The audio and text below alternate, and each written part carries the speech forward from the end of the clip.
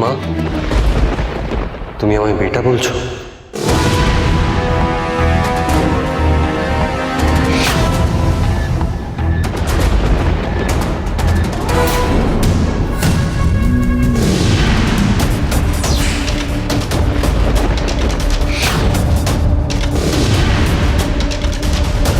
কি বলছিলি বেটা? কি হয়েছে? আমি তোকে বেটা বললাম তো। যা ভেবেছিলাম সেটাই সত্যি হলো।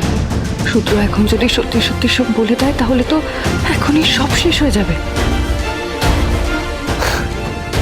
না মা, বলছিলাম যে তুমি আমাকে যখন বেটা বলো তখন আমার একটা কথা নিশ্চয়ই রাখবে।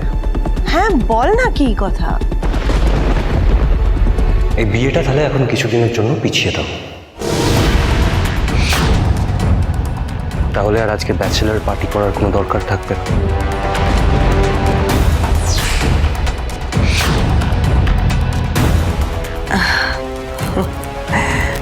বেটা, তুই সেই বাচ্চাই রয়ে গেলি। এখন সব ঠিক হয়ে যাওয়ার পর এসব কথা বলার কোনো মানে হয়? দেখ তো, তোরা দুজন দুজনকে কত ভালোবাসিস। তারপর ঈশার বাবা সব ঠিক করে ফেলেছে। এখন যদি আমরা বিয়ে পিছোই, আমাদের মান সম্মান থাকবে? আর তুই এই মেয়েটার কথাটা ভাব। ঈশা কত আশা করে আছে বলতো, ওরও তো একটা জীবন আছে।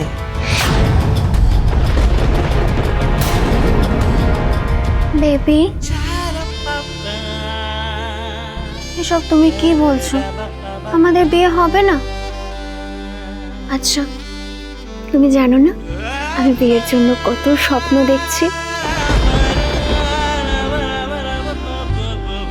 আমি কোনো কথা শুনবো না, আমাদের বিয়ে হবে ব্যাস। আর তুমি জানো আমার কত ফ্রেন্ডসরা আসবে? শোনো, আজ আমাদের ব্যাচেলার্স পার্টি হবে, কাল থেকে বিয়ের আয়োজন শুরু হবে। আর আমার ফ্রেন্ডসরা যারা আসবে তাদের সঙ্গে তোমার আলাপ করিয়ে দেবো। ও, তোমার কজন ফ্রেন্ডস আসবে তুমি দেখেছো সেটা বললে না?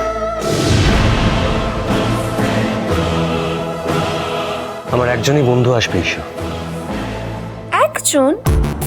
ওকে, সো হু ইজ হি? হি নয়, শি। পার্টিতে যদি আমার কোনো বন্ধু ইনভাইটেড থাকে, সেটা ওই একজনই থাকবে, আর সেটা হলো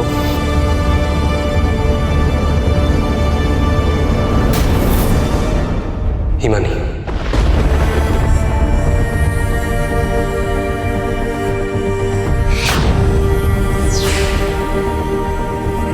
আমি কি ঠিক শুনলাম? রুদ্র আমাকেও বন্ধু বলে পরিচয় দিল, তা আবার সবার সামনে? আমি তো বিশ্বাসও করতে পারছি না।